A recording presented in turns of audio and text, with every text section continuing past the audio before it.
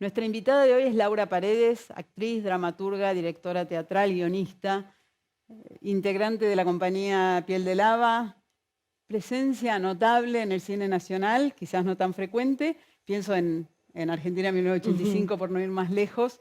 Vamos a conversar con Laura sobre esta diversidad de artes y oficios del cine y del teatro, y en particular me interesa conversar sobre el modo en que elige asumir estos distintos roles, muchas veces en colaboración, compartiéndolos con otros, ¿no? Esto es un rasgo bastante claro en tu trayectoria. Sí, yo creo que tiene que ver, o cuando pienso en esto que mencionas de lo colaborativo, pienso que tiene que ver con mi formación. Yo me formé eso, en los 2000, cuando todavía, no es algo que, bueno, es algo que ya contaba Buenos Aires con esa tradición en los lugares de formación, pero creo que en el momento así que estaba como muy en ebullición, los talleres de formación de dramaturgia del actor. Entonces, para mí hay algo que haberme formado en ese momento, en mi caso con Rafael Spregelur, y después, bueno, también pasé por los talleres de Javier Dolte, de Alejandro Catalán, pero básicamente Rafael fue mi maestro, y había un empuje muy claro que era, bueno, nadie te va a llamar, armá tus escenas, armá tus cosas, armá tu grupo. Entonces, hubo algo que para mí empezar a estudiar, empezar a formarme, estaba completamente adherida a esa manera de trabajar. De hecho, con Las Piel del Agua nos conocemos en esa etapa de formación. En el taller de Spregelburg. Nos conocemos con Elisa y con Valeria, sí, y después en lo de Alejandro Catalán con Pilar. Pero bueno, eso, nos conocemos estudiando y tratando con esa especie de terquedad de querer hacer algo que siempre pensamos con ellas también. ¿Qué pasa que en la etapa de formación es algo tan orgánico y que parece que cuando uno pasa a cierto lugar un poco más profesional o más formal, ese saber de los talleres un poco desaparece y empieza a haber roles más definidos? Y es un tema que me obsesiona, tratar de entender por qué en ese pasaje la grupalidad empieza como a perder fuerza. En todo caso, ustedes lograron mantener esa energía durante más de 20 Más de años 20 ya. años, hay algo de eso. Y yo sí tengo la sensación, por eso digo, de la etapa de formación, que tuvo que ver con mecanismos o procedimientos que empezaron ahí y que por ahí, en lugar de pensar que tenía que ver con la formación, bueno, fue tener cierta Cierta continuidad, cierta continuidad proyección. y empezar a pensar que eso podía estar en igualdad de condiciones con otras formas de trabajo. Lo digo y parece así como un poco teórico, pero también es porque es lo que me hace sentir cómoda. Yo me doy cuenta que trabajo mejor en colaboración, o incluso cuando dirijo sola. No sé, pienso en Lorca y tuve un equipo de gente y siempre, bueno, no sé, por ahí con la Constanza Feldman, que vino a hacer coreografía y también en una asistencia artística. Yo no sé, como me siento muy bien en ese rebote, en ese... Pensás en Lorca, ahí tuviste dramaturgia en Por colaboración ejemplo, en con colaboración Mariano con Mariano Ginás. Ginás, Claro. exacto, como que hay algo, o por lo menos la praxis y la experiencia de los últimos años, siento que hay algo en esa fricción, incluso en eso de no estar de acuerdo, que lo que terminan quedando las obras es eso que apareció en el punto medio entre lo que pensaba uno que tenía que suceder y que pensaba el otro. O sea, como ese tipo de progresión que pasa también por confrontar. Yo creo que sí, como que hay algo ahí que en ese choque, incluso hasta en la disidencia, que aparece una tercera vía siempre, que cuando las veo en las obras o recuerdo el momento y recuerdo la discusión, pienso, bueno, no hubiésemos llegado acá sin esa instancia. Y esa instancia puede implicar verdaderas crisis, por ejemplo, en la historia larga de Piel de Lava. ¿Hubo momentos así críticos? Sí, sí, Sí. por supuesto. Crisis terribles en petróleo fue tremendo. O sea, nunca estrenamos una obra con tanto miedo al bochorno. Y bueno, mirá lo que sucedió. O sea, por eso hay Bueno, algo. tremendo osadía también la de Petróleo, ¿no? O sea, las cuatro encarnando personajes masculinos. Bueno, ahí, claro, había algo que estaba muy al borde. Recuerdo una conversación con Pilar la noche anterior diciendo, bueno, nos tenemos que bancar que nadie se va a reír Pilar y hay que Gamboa. bancarse esto con Pilar Gamboa, y después salimos con los bigotes y fue como una especie de explosión, que creo que estábamos tan asustadas, tan preocupadas por el relato, que nos habíamos olvidado que había algo, o sea, que subyacía, que era más gracioso, que era que teníamos pelucas y bigotes. No lo habíamos podido Y que ni ese pensar. grotesco de pronto se convertía en algo que el público incorporaba Claro, y que había una comicidad ahí que estaba dada, y ahí fue como, y la obra tenía eso, pero las sensaciones que invitábamos a ensayos generales y eran como un poco, no sé, apareció en el estreno algo de esa comicidad. Petróleo se Eh, estrenó en el 2018 en el 2018. y fue producto de un trabajo en residencia, ¿no? Exacto, sí, fue como una residencia del Teatro Sarmiento, del Complejo Teatral de Buenos Aires, que nos Que fue como el convocó. desembarco también de la compañía en la esfera del teatro oficial, ¿no? Completamente, sí, sí, sí, sí. Nos convocó Vivi Telas, que nos conocía también del Teatro Independiente. Y sí, fue como el gran momento, porque ese salto también generó el salto de público nuestro. Ahí sí empezó a pasar que en el teatro público se empezaron a agotar las entradas ya para la retrospectiva y como que fue ya una sorpresa en el grupo que tanta gente se hubiese querido acercar. Y bueno, ahí llegamos a Petróleo como en el final de la residencia a hacer una obra nueva. ¿Y Petróleo cómo surgió? ¿Cómo surgió la idea y cómo surgió el formato? Bueno, la residencia consistía en hacer las 4 obras y después producir una obra nueva. Como un lujo para un grupo independiente poder primero revisitar todas tus obras, pensar en términos de lenguaje que venís haciendo estos años. Yo creo que Petróleo no hubiese existido sin esa posibilidad de revisitar todas las obras. Porque también tuvo que ver, bueno, vamos a mostrar todo, qué viene ahora, qué hacemos ahora. Y teníamos ganas de hacer algún salto compositivo que podría haber sido extraterrestres también, era bueno, algo que no hubiésemos hecho. Y ahí apareció la pregunta de, bueno, ¿por qué nunca hicimos de hombres? ¿Por qué no hacer de hombres? Y esa pregunta, bueno, abrió como un montón de otras preguntas también más dolorosas, ¿no? Como había una especie, ¿no? Como de juicio de, bueno, para ser de hombre, hacer bien de hombre, ¿qué es hacer bien? ¿Qué es actuar bien de un hombre? Como que el trabajo generó tantas preguntas que creo que nos cambiaron un poco la vida, más allá del teatro, ¿no? Porque uno, no sé, compone un montón de cosas en teatro y no te sentís juzgada de la misma forma si vas a cambiar el género. Y eso habla de todo, ¿no? Como que esa especie de miedo que teníamos de, bueno, ¿qué va a pasar de hacer algo que el público puede juzgar de otra manera? Y ahí apareció esa pregunta sobre la masculinidad. Y era como, bueno, ¿qué hombre va a ser cada una? ¿Qué hombre puede hacer cada una? Depende de su voz, de su contextura. Y ahí aparece una pregunta mayor que era, ¿hay una forma sola de ser hombre? Y bueno, no, efectivamente, por ahí en la obra hay masculinidades diferentes, ¿no? Aunque todas compartan el petróleo, hay como personalidades diferentes que tuvo que ver con nuestras posibilidades también de composición de cada una. De composición y de Y de observación también, ¿no? observación, bueno, ahí apareció mucho la observación. ¿Cómo fue ese trabajo en tu caso particular? En mi caso, por ejemplo, a mí me pasa algo de eso, que estaba obsesionada con la masculinidad que me costaba asumir por algo de la voz, sentía que había algo en la voz que no terminaba de colocarla. Y entonces, bueno, eso mismo generó un personaje que estaba como miedoso de su masculinidad. Como que Pilar la primera vez que probó ya le salió esa voz, como que evidentemente el Carly es el Carly porque Pilar llegó rápidamente a ese camino. Entonces fue divertido porque había como una especie de metalenguaje en la obra todo el tiempo, que era el hombre que cada uno había podido observar, ser, un poco de todo. Así que en mi caso creo que Montoyita estaba como abordado de mis miedos o no sé, mi juicio de cómo puedo yo hacer un hombre, y bueno, apareció como ese hombre miedoso, ¿no? Que también sería observación de hombres por ahí con esa característica. En la dirección, las 4, y en la dramaturgia, las 4 siempre. Las 5, porque en realidad Petróleo y las 3 obras últimas las 3 obras anteriores de Piel de Lava, trabajamos en codirección con Laura Fernández, que ella escribe y dirige con el grupo y a la vez bueno, no es del grupo, eso es como interesante para mí siempre el rol de Laura, porque ella es dramaturga y directora además por su cuenta, digamos, es como ella escribe sus obras que son buenísimas, y después es como que trabaja en codirección, como hay algo que Laura está de afuera, escribir sí escribimos a 5 manos, pero ¿Y bueno, desde el comienzo está Laura? no, Desde Laura, el comienzo del proceso, a me partir refiero. de Tren. Pero Hicimos desde el Tren comienzo de Museo. cada proceso, me Sí, refiero. sí, desde Tren que está en todos los procesos. Recién ahora en Parlamento es la primera obra que por primera vez probamos a estar solas desde el inicio. Hablemos un poco de Parlamento, que está yendo y viniendo en la cartelera, ¿no?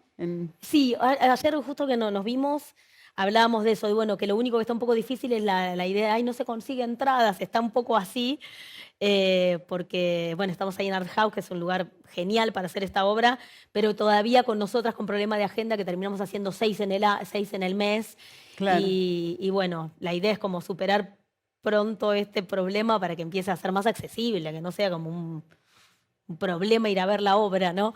¿Cómo apareció Parlamento? Parlamento apareció porque también, así como tuvimos la suerte de la residencia con Vivi Telas, la del Teatro Sarmiento, apareció una propuesta de Art House para hacer una residencia.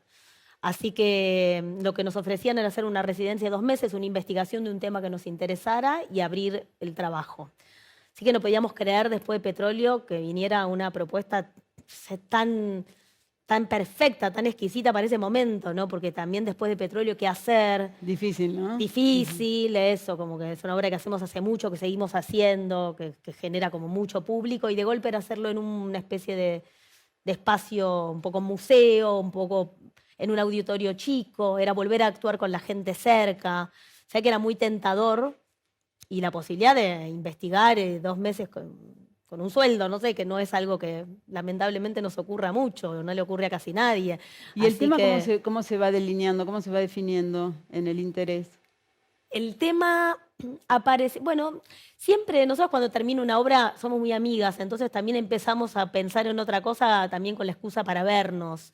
Y estábamos un poco obsesionadas con el tema de los parlamentos, veníamos viendo, pensando en por ahí hacer una obra con respecto a ese tema, y sobre todo estas mujeres de las nuevas derechas, ¿no? Que ahora, bueno, de golpe se vino todo esto todo más cerca, el referente empezó a estar más cerca, pero cuando empezamos a observarlo, por ahí era eso, estábamos viendo más parlamentos mundiales, y aparecía algo interesante que eran estas como mujeres como un poco empoderadas por los nuevos feminismos, pero completamente antigénero. Entonces esa especie de dicotomía nos interesaba, que después no nos metimos por ahí en la obra tanto con ese tema, pero sí que era como una especie de imán, una adicción ver como mujeres que utilizaban una especie de fuerza feminista, pero para tener un discurso antifeminista. Entonces era como enloquecedor y atractivo de ver lo que ellas hacían en los parlamentos. Y ahí después el trabajo empezó a tener más que ver sobre lo performático en los parlamentos más allá de ellas. Por ahí empezó con eso y ahora no está tan delineado en Parlamento, en la obra que estrenamos eso. También porque se volvía un poco, no sé, se volvía un poco didáctico si nos metíamos solamente con ese tema. Entonces abrimos un poco a una posibilidad de un parlamento en órbita, como que ya en una especie de futuro donde los parlamentos en la Tierra ya están quemados y la gente los prende fuego, entonces hay unas mujeres orbitando, tratando de sesionar a la vieja usanza, pero en el espacio. Tuvimos que, como que la referencia era tan cercana que era muy difícil hacer ficción, porque ellas te ganan, son mejores que nosotras. Entonces, pues bueno, hay que inventar algo, un dispositivo más ficcional para poder hacerlo. Lilia Kuriaki, al mando de Dante Spinetta y Emanuel Orbiler, nació como un juego de 2 amigos que crecieron en familias de artistas, rodeados de música y de estímulos. En ese entorno, era muy poco probable que sus caminos se desviaran. Se nutrieron de todo lo que tuvieron a su alcance, pero no los conformaba lo que ya existía, así que tuvieron que inventar algo nuevo. Su primer disco, Fabrico Cuero, publicado en 1991, es un experimento de hip hop sin marco teórico. Letras profundamente sociales con mucho sentido del humor. Beats producidos a partir de samples de sonidos muchas veces extraídos de la tele. Escribían historias en cuadernos y las compartían cuando se veían. Y si no, se las cantaban por teléfono. El sonido Kuriaki germinal fue la prolongación de ese juego. Escucharse mutuamente y crear.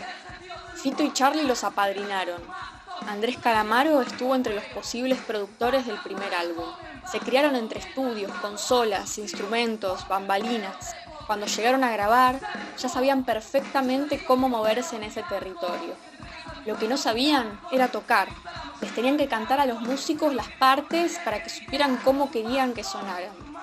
En 1993, cuando grabaron su segundo disco, Emanuel tenía 18 años y Dante 16. Horno para calentar los mares fue el proyecto musical con el que pudieron sacudirse esa pátina de muchachitos simpáticos. Para este álbum, producido por Tweety González, ya habían aprendido a tocar instrumentos. La libertad creativa fue total.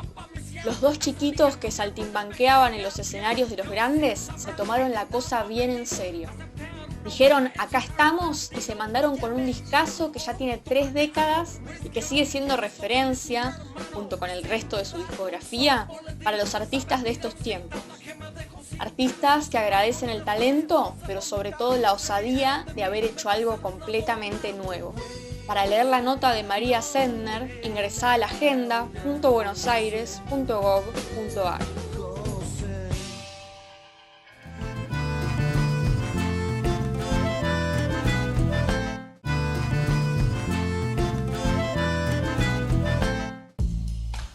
Hay un Franz Kafka para cada momento de la vida. Está el adolescente, el Gregorio Samsa de los cambios físicos y la angustia, el que no quiere trabajar y se inventa excusas raras.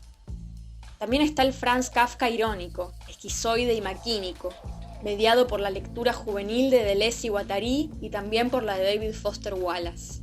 Hay un Kafka para la madurez, el escritor que se revela como estilista, el visionario de una lucidez literaria única y uno de los mejores escritores del siglo XX. Y está también, por supuesto, el Franz Kafka romántico y sentimental. Este último es un Kafka no siempre recordado.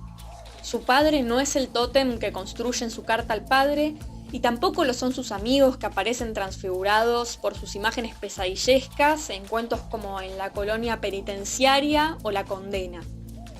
El Kafka que más aparece en la biografía que escribe Rainer Stach en 2005 es por supuesto el de su diario, y sobre todo el de la correspondencia con Felice Bauer. En septiembre de 1912, Kafka vio por primera vez a Bauer en una reunión en la casa de su amigo Max Brod. Al volver a su casa, anotó en su diario: nariz casi rota, pelo rubio, algo lacio, nada atractivo, barbilla robusta. Mientras me sentaba, la miré por primera vez con más detenimiento. Cuando estuve sentado, ya tenía un juicio inquebrantable. ¿Se había enamorado de ella? ¿Por qué insistió en ese amor durante más de 5 años? ¿Por qué llegó a armar una boda para casarse con una mujer con la que apenas se había visto 6 veces en la vida? Un crítico posmoderno, de esos que se extinguieron hace unos años, diría que Kafka inventó el stalkeo. Se habló de vampirismo y falta de iniciativa, de la intención deliberada por parte de Kafka de crear una mujer imaginaria para depositar en ella sus anhelos literarios. Kafka no hizo más que inventar a esa mujer cuyas respuestas fueron quemadas poco antes de que el autor muriera de tuberculosis. La elección del objeto amoroso es algo que nadie puede controlar. No sabemos por qué nos enamoramos de quien nos enamoramos. Kafka se enamoró y entregó del mismo modo en que lo hizo con la escritura, con dudas, certezas y por momentos desilusiones. Llegó a enviarle a Bauer hasta 3 cartas por día y construyó un arco amoroso que se lee como una novela del siglo XIX. Para leer la nota de Fernando Krapp, entra a la agenda.buenosaires.gov.ar. Volviendo a este origen del trabajo en colaboración con el que te identificás tanto y en el que transcurre toda tu trayectoria, hablabas de la época de los talleres, hablabas de la formación con Spreckelburg. ¿Cuál fue el primer contacto que tuviste con lo teatral? Quizás no como no en la actuación, sino como espectadora. ¿Cuál es en todo caso el recuerdo más remoto y el inicio de ese camino? Siento que Rafael fue para mí como yo estudiaba teatro por ahí de chica, en Avellaneda, yo soy de Avellaneda, y tenía como un problema que empezaba como que empecé a estudiar teatro y cuando me iba al teatro me aburría en el teatro y no me gustaba lo que veía y empecé a estar en crisis porque creía que quería ser actriz, pero cuando iba al teatro me aburría. ¿Hacías teatro desde muy chica? Y había empezado como a los 13 años más o menos, sí, como en talleres allá. Y entonces estaba realmente preocupada porque era por ahí creo que me gusta y no me gusta y cuando me anoto en el Rojas con Rafael, para mí fue como el momento así... Sí, como más emblemático, porque claro, el teatro es muy vasto acá y si uno no sabe bien lo que va a ver, podés realmente decepcionarte. Yo era muy chica, me metía donde podía, donde entendía y desembarcar ahí con 18, 19 años en el Rojas en ese momento, se abrió un abanico de... O sea, tengo ese recuerdo como el momento en donde llegó un maestro que era anda a ver esto, anda a ver esto, anda a ver esto. ¿Y fue casual, fue circunstancial la llegada o No, viste Rafael algo de fue Spregelburg? circunstancial. Me dijo un compañero en Avellaneda, anda al Centro Cultural Rojas y ahí me anoté. Me acuerdo que decía el actor como productor de sentido y había algo de eso que sin entender bien qué significaba porque era muy joven, algo de eso me llamó la atención. Y bueno, llegué a Rafael, que era muy joven, pero ya era como una especie de erudito loco y maestro increíble. Y bueno, eso, como que tengo un recuerdo que en ese momento ir a ver todas las obras de, no sé, en ese momento era, no sé, Dolte, Catalán, León, Bartiz, como empezar a entender que Esa nueva había... dramaturgia que surgía Exacto, a claro. comienzos de los 2000 sería. Exactamente, Claro. eso, Rafael con Andrea Garrote, que tenían como su grupo, el Patrón Vázquez, y ahí entender que se me abrió el mundo de yo quiero estar acá, esto es lo que quiero hacer. Así que te diría como ese momento, ¿no? Como que llegué en los 2000 a estudiar, como que crucé el riachuelo y empecé a estudiar en un lugar donde era, bueno, se están haciendo todas estas obras en estas salas del Abasto para acá y bueno, me la pasaba viendo teatro y salía loca, salía como muy inspirada y bueno, el periférico de objetos, no sé, ese momento que a los 19, 20 empecé a ver como un teatro en Buenos Aires que estaba como absolutamente vivo y claro, dejé de mirar en la cartelera dónde meterme sin saber a cualquier lado. Claro. Y finalmente, digo, no solo te formaste con Rafael, sino que esto que decías, yo quiero hacer esto, efectivamente hiciste eso, porque fuiste parte de Bizarra, por ejemplo, por nombrar un hito Claro, en Rafael la en ese producción sentido de siempre Rafael. fue muy como generoso con los alumnos y había algo ahí. Primero desde esto que te decía, desde la bajada de línea, no esperes que alguien te llame, producí tus obras. Entonces, bueno, eso te empujaba también a que con tus mismas compañeras empezaras a tratar de armar cosas. Y después también uno hacía mucho taller de montaje u obras en las que nos incluía todo el tiempo. Bizarra, después hicimos una obra que se llamaba Fractal, que también en ese momento había sido un trabajo de alumnos y después se convirtió en una obra que la hicimos acá en Babilonia, donde ahora es el... Claro, donde ahora es el canal. Así que sí, Acasuso también. Acasuso también, Claro. ahí ya no todas de más grandes, pero bueno, sí, casi, Acasuso casi todas éramos actrices que habíamos sido sus alumnas. Eh, ¿Y cómo recordás ese primer paso, ese salto enorme, digamos, al escenario por fuera del taller, ¿no? Del ámbito protegido del taller? Creo que como el momento más feliz de mi vida, o sea, recuerdo ese ¿Cuál fue? momento... ¿Recordás cómo fue? No, y ¿Cuándo? pienso eso, pienso en Bizarra, eso, digo, el momento en donde de esa misma, ese momento como florido y vital que te cuento, de, como de que todas las obras que iba a ver, de golpe yo estaba en esas obras, empezaba a trabajar, a la vez trabajando 10.000 horas de otra cosa, o sea, por ahí eso, sin dormir, yendo a ensayar. Bizarra se hacía todas las semanas en el Rojas. Y también yo ahí trabajaba en un estudio jurídico 8 horas, me quedaba después de Bizarra ensayando, a la Claro, mañana me aparte iba se sin hacía todas las dormir. semanas e iba progresando Claro, la nos trama de quedábamos Bizarra. ensayando, No es que... porque como era una obra en capítulos, ensayábamos a la noche lo que se hacía el otro día. ¿Y en qué Un trabajabas en ese delirio. momento? En ese momento trabajaba en un estudio jurídico de una persona que era muy amada, muy buena, porque era el padre de una compañera de teatro. Entonces era como el mejor jefe posible, que si tenía un casting me podía ir justo. Tuve trabajos hostiles, pero ese no, era como que acompañó mucho todo el momento Bizarra y yo llegaba rota y él estaba contento porque tiene una hija actriz, entonces entendía todo. Pero creo que recuerdo ese momento muy feliz cuando empecé eso, empezar a actuar y algo de eso, de encajar, porque no es que esto que decimos, ¿no? Como el teatro, por suerte, es tan vasto que no en todos lados encajas igual, no en todas las poéticas te sentís cerca o no en todas las maneras de trabajar. No sé qué hubiese pasado de mí en otro taller que no fuera en el de Rafael. No sé si hubiese seguido actuando, ¿no? Porque a veces es como la suerte de estar en el momento justo, en el lugar justo. Eh, qué sé yo, por ahí llegaba un maestro que era un psicópata maltratador y como le pasó a tantas y no volvía más. Qué sé yo, eso, llegué a un momento que era que todo era demasiado feliz y vital Y y los no parabas castings de también, actuar y de porque ver obras. mencionaste los castings recién. Sí, ¿También? ¿También eran experiencias felices o ese no, camino? no, eso no tanto, no. Sobre todo para mí en un momento que todavía sos más joven se está jugando que si te sale tal laburo podés dejar o no tu trabajo, no lo recuerdo como algo feliz. Ahora sí, si tengo que audicionar para algo ya no me pasa nada, Pero no, al revés, era un lugar donde se te podía jugar o uno ponía la presión de que cambiara el futuro. Claro, claro. Así que no, para mí era como tortuoso. Sí, no era algo que uno lo hace y lo haces y todo, pero había un momento en la etapa de formación que era un poco... Ahora lo vivís con naturalidad. Sí, eso, no es una situación que me encante pasar, pero bueno, es como parte del trabajo y no... ¿Te tocó, por ejemplo, audicionar, bueno, con mucho recorrido, mucha experiencia y conociendo mucho a Mitre, por ejemplo, para Argentina 1985? ¿Te tocó audicionar? Me Porque tocó es una audicionar, instancia sí, medio sí. inevitable, ¿no? Sí, tenía un poco a favor que él me había dicho, yo quiero tenés que audicionar, pero yo quiero que lo hagas vos, que siempre, que eso te lo digan para una audición es como, el problema de la audición es que nunca tenés esa certeza de que, no sé, el director va a estar diciendo. Está de tu Entonces lado. hice la audición como, no sé, creo que a veces soy medio insegura y si no hubiese tenido esa certeza, capaz que no la clavaba en el ángulo en el casting.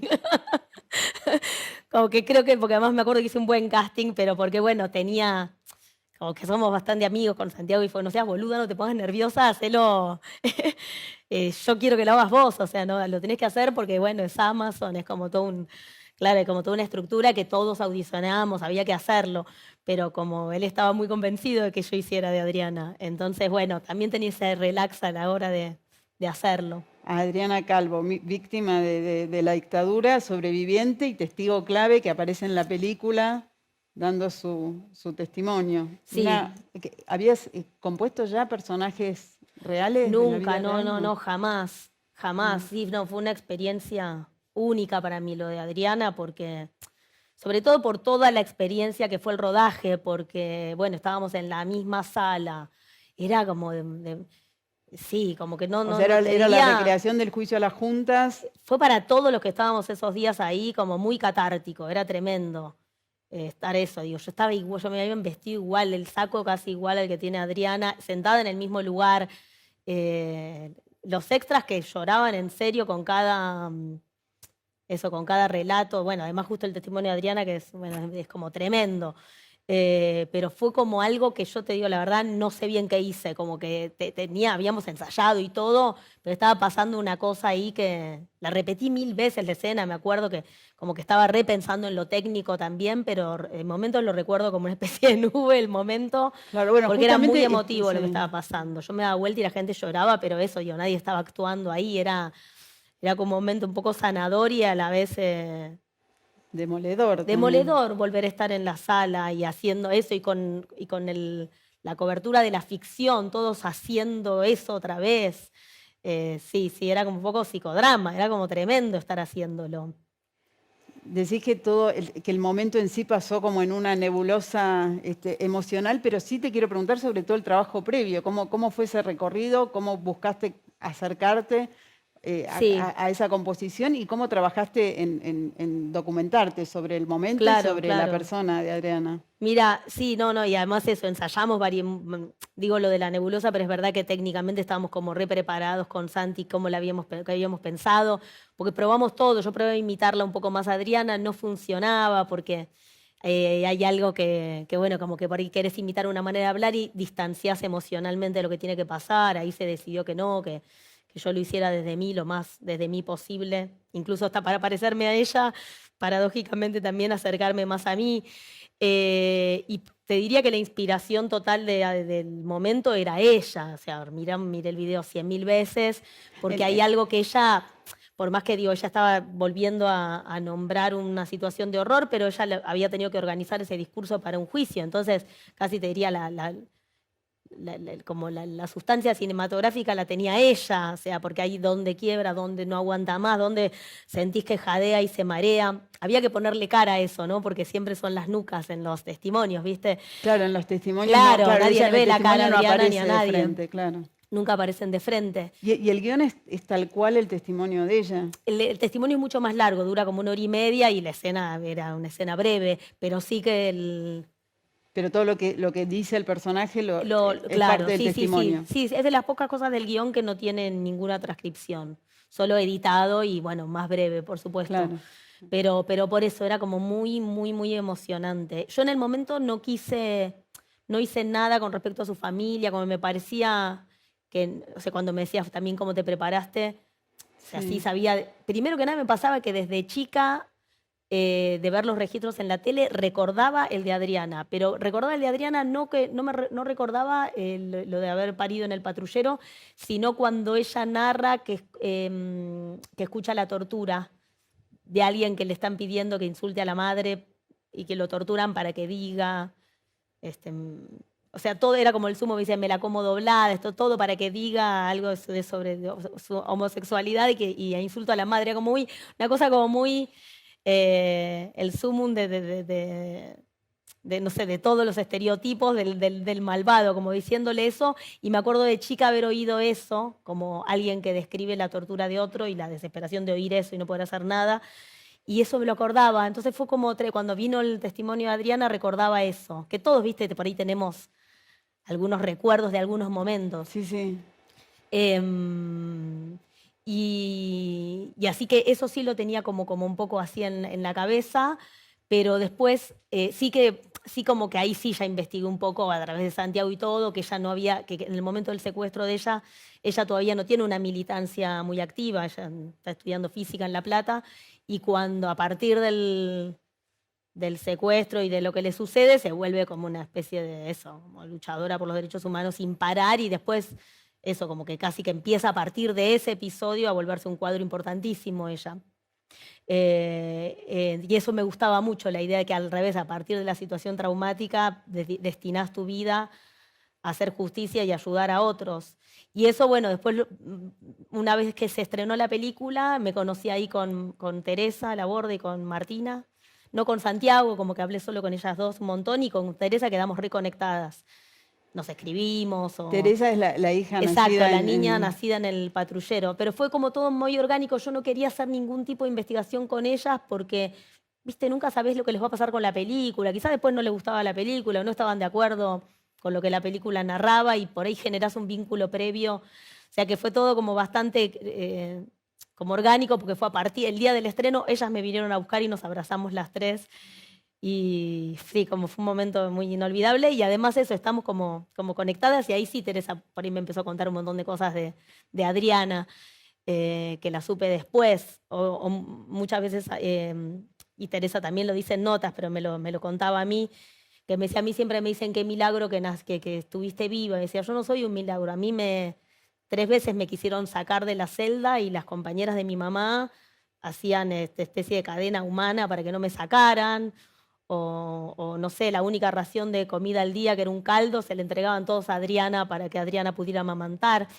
Y eso como siempre me pareció muy lindo algo de eso que Teresa cuenta, que es como, no, decir que es un milagro es que no está al alcance nuestro, no es un milagro, sus compañeras me salvaron. Así que bueno, es un tema que siempre, bueno, eso, como que me generó además un montón de lazos increíbles en la película, ¿viste? Después... como si fuera que también Adriana trascendió la pantalla. Un montón de gente habla de Adriana en presente, que es divino, ¿viste? Yo leía las críticas, era en el momento en que Adriana Calvo, que hay algo de que fue muy emocionante, sentir que a través de la actuación estabas dándole un presente de nuevo a esa persona. Y que sigue siendo muy emocionante. Sí, que sigue siendo. Así que bueno, sí, fue como Argentina en 1985, me dio todas... como por dentro, desde el lado de actriz y después desde un lado humano, como mucho contacto que por ahí no hubiera esperado tener, eso, como que después y a de la partir del estreno también muchas cosas de todo orden, me imagino, porque también, digo, por un lado ese encuentro tremendo con Teresa, por otro, la alfombra roja del Festival de Venecia. No, claro, esa tal cual, y ese estreno era increíble porque yo estaba en realidad invitada en ese momento por Trenkelauken, que es una película que... Claro, aparte, que o sea, Laura... en el festival con 2 películas. Era como increíble que 2 películas, una de recontra independiente, dirigida, hecha en 6 años y de golpe en 1985, que tenía yo 3 días de rodaje y las 2 se estrenaban en Venecia a la vez en la misma semana, así fue como delirante. Así que de golpe todo eso y después estaba ahí haciéndome la estrella con vestido largo en Venecia. Aprovecho para hablar un poco de Trenkelauken. Ahí sos protagonista y co-guionista. Y co-guionista, claro. en mi que tanto estamos hablando. Claro. Otra colaboración. Otra colaboración. Con Laura Citarella. con quien ya habían hecho Ostende. Sí, habíamos hecho Ostende, que Laura ahí, el guión era de ella, y a partir de, sí, de la experiencia de Ostende, y también lo mismo, ¿no? Como que son procesos que solo puedes hacer también con gente de la cual te haces muy amiga. Nos hicimos muy amigas y en un momento la idea fue hacer otra película y fue como, bueno, escribámosla juntas.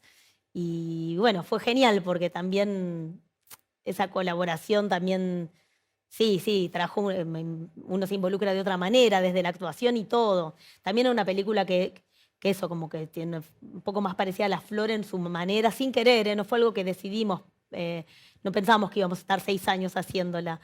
Pero bueno, después yo quedó embarazada Laura, hubo como muchas cosas en el medio y también, bueno, pruebas que hicimos con la película, no nos terminaba de funcionar la estructura, la dimos vuelta, parábamos, seguíamos filmando, volvíamos por el tipo de estructura cuando no es una película por semanas, bueno, tiene también esa posibilidad, ¿no? De revisión, De y revisión, de exacto. volantazos de pronto. Volantazo mal, en el caso de Trenquelauquen, volantazos drásticos que tomábamos de un año al otro. Entonces también cuando se estrenó en Venecia, sí, no lo podíamos creer que una película hecha así hubiese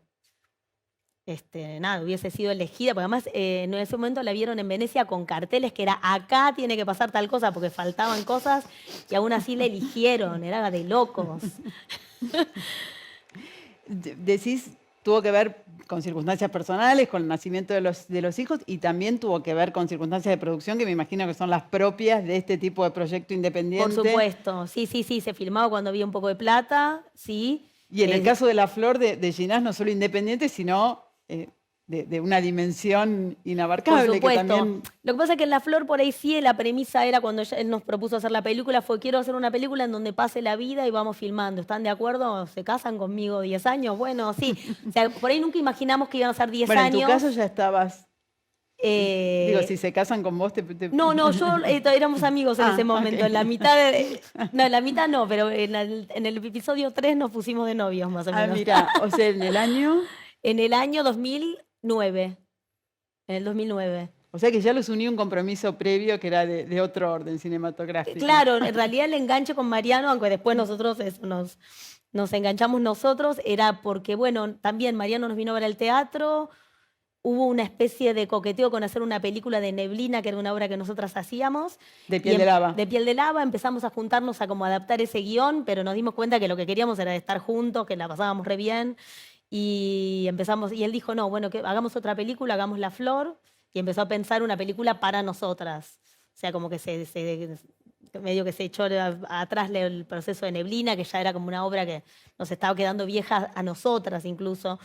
Pero ponele que ahí sí la premisa, a diferencia de Trenquelauquen, fue, bueno, nos bancamos, que pase mucho tiempo, que pase la vida, vamos filmando, sí.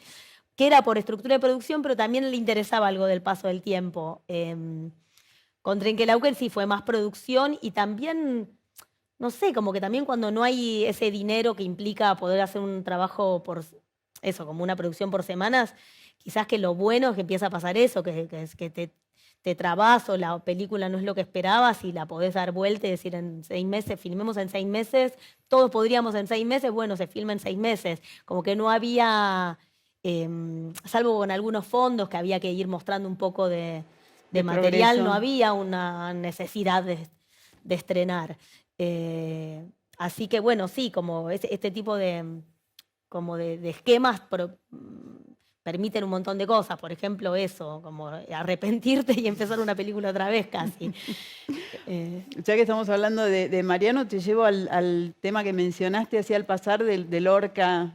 Del Lorca bajo la arena del teatro, ¿no? Sí, el teatro bajo la arena. El teatro bajo la arena, perdón. No, por Lorca, favor. el teatro bajo la arena, que es el título de obra escrita en colaboración con Mariano. Y ahí, ¿qué se junta? Tu interés por Lorca, que es muy anterior y muy central, ¿no? Entiendo, para vos. Sí, que se junta, ahí la colaboración con Mariano es porque la obra aparece por un ofrecimiento de un ciclo que está buenísimo, que a mí me encanta, se llama el ciclo Invocaciones en el Centro Cultural San Martín, que lo curan Carolina Martín Ferro y Mercedes Halfon.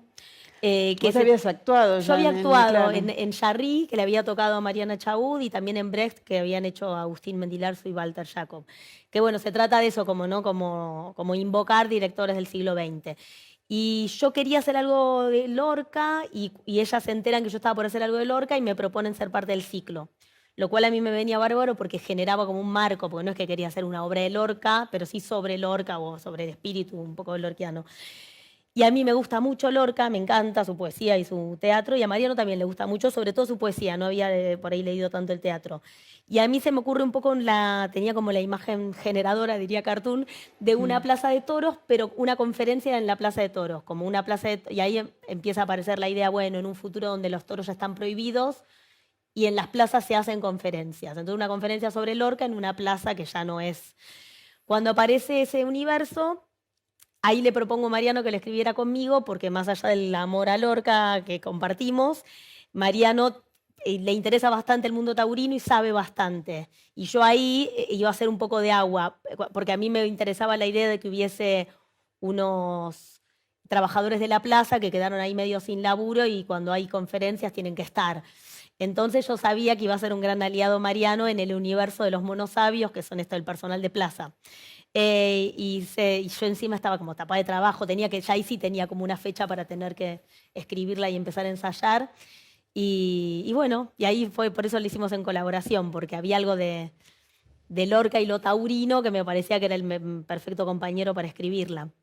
Lo taurino es también un universo en discusión continua y muy discutido hoy, ¿no? Muy discutido, sí. Hay algo en Un la terreno obra. en el que también es difícil meterse a veces. Totalmente, totalmente. Lo que pasa es que, bueno, en la obra, como también Lorca era muy fanático de los toros y todo, y hay algo que, es verdad que tematiza sobre eso, y todo el tiempo hay algo de que hay una especie de paralelo en la obra sobre el desangre, del tirarse a los cuernos del toro y Lorca, ¿no? Como si hubiera algo en la poesía de él que es extremadamente la figura de la puñalada taurina.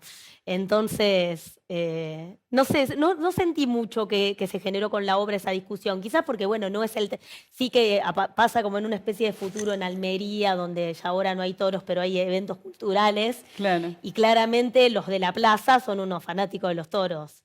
Y a otros, las argentinas que llegan a disertar, a una le gustan mucho los toros, a otra ni le interesa. Pero digamos que me parece que no sucumbió a esa discusión la obra, porque me haces pensar que podría haber pasado, porque hay algo de que está todo un poco esa mística taurina, pero me parece que no está en juego porque, bueno, porque es como la gran metáfora lorquiana un poco.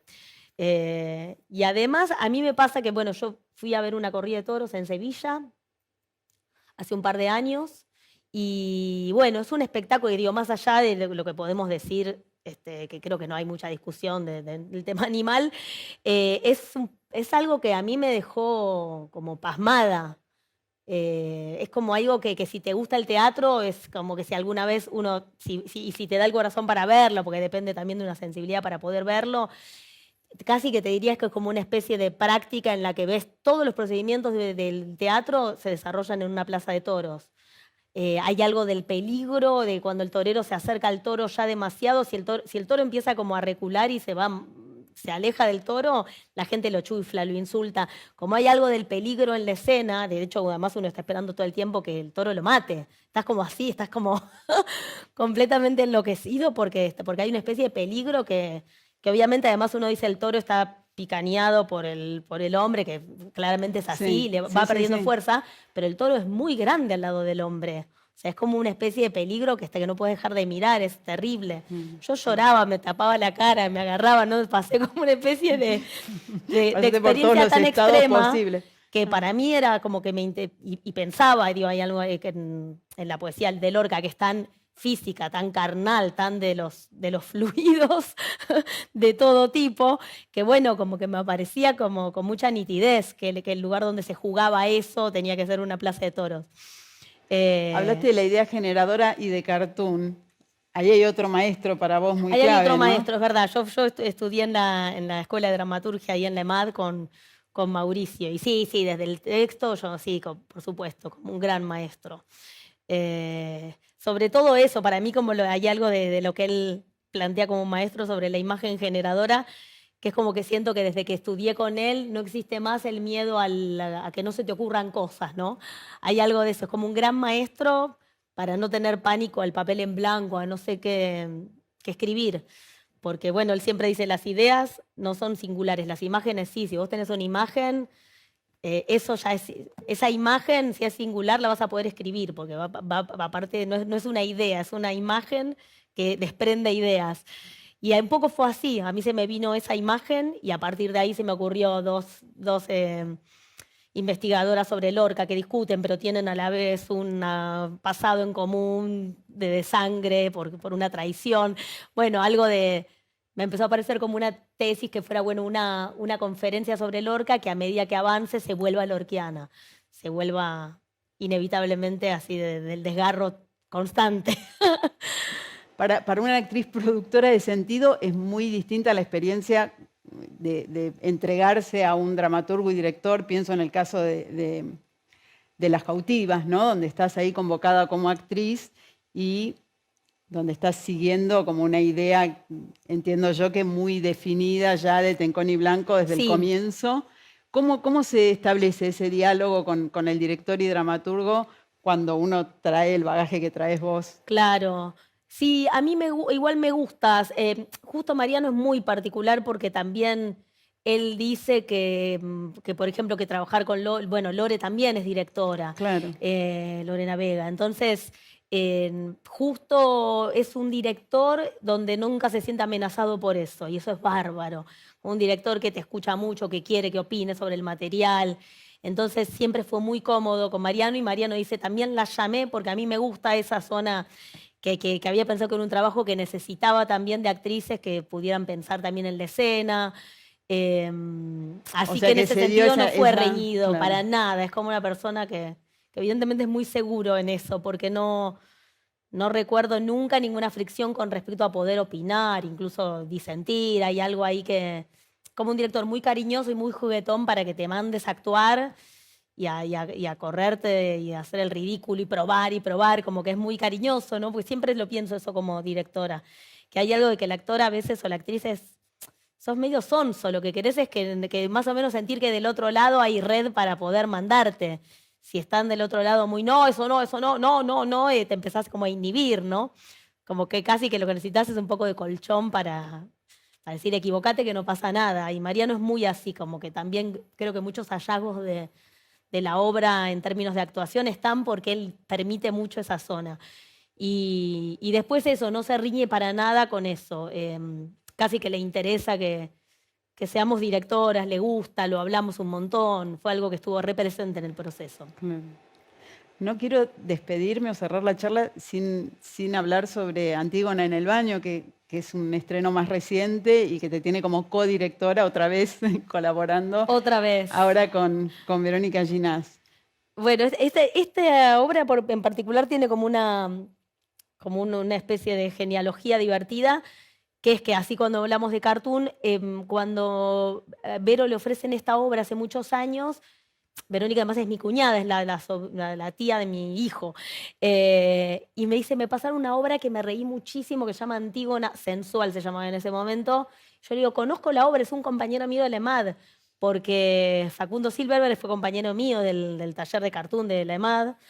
Y yo me acordaba porque era una obra que nos moríamos de risa cuando la estuvo, es que le escribió hace un año de los 2 años que dura la carrera. Y bueno, Verónica me decía, ay, no lo puedo creer, no, qué buena obra, ahí pienso en hacerla, me imagino en actuarla. Y pasan los años y ahora como que le ofrecen de nuevo producir algo y viene con la idea, quiero ser Antígona en el baño. Bueno, después se llamó así. Y así que bueno, lo contacta Facundo, reversionan un poco la obra y ahí me ofrece codirigirla con ella. O sea que para mí fue como doble sorpresa. Primero, que bueno, yo admiro un montón a Verónica y a la vez es mi amiga, mi familia, es como alguien muy cercano, pero nunca habíamos trabajado juntas. Y así que bueno, fue genial hacerlo y nos llevamos genial dirigiendo, fue bárbaro. Pero además, bueno, algo de que el material fuera de un momento de mi vida y que lo conocía, que no es tan común que pase eso.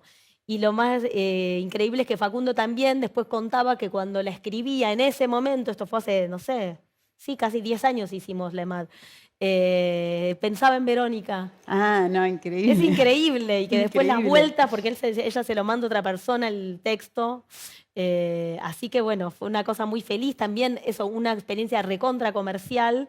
Comercial me refiero a que entra Verónica y la gente aplaude, por ello no estoy acostumbrada tanto a ese código que me redivierto. Esa convención del teatro Sí, sí. popular tradicional, ¿no? De la calle Corriente. Exacto, salen y los aplauden, todo eso que digo, es algo que pasa un montón, pero todavía no me acostumbro, como que me da gracia algo de la convención de que los aplaudan al entrar.